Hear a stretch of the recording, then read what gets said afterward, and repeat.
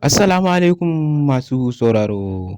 Ina muku sallama irin ta addinin Musulunci kuma sannunku da jimirin sake kasancewa da mu a cikin wannan tasha tamu mai albarka inda kuka ji cewa mutane suna yawan zargi a Rarara da Naziru sarkin waƙa akan cewa suna gaba da junansu.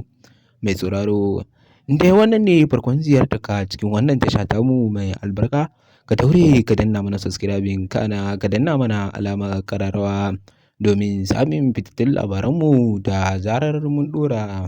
Inda a yau ne da Naziru ya je masallacin Juma'a suka haɗu da Rarara a wajen sallar Juma'ar. Bayan idawarwarsu ne suka zanta suna maganganunsu na abota, inda aka gansu suna ta cewa da dariya ba abin da ya shafe su.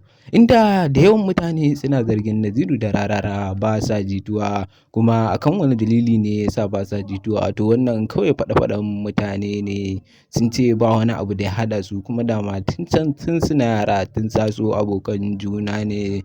Mai sauraro, ka biyo mu a cikin wannan tasha tamu mai albarka domin samun fitattun labaranmu da zarar mun ɗora.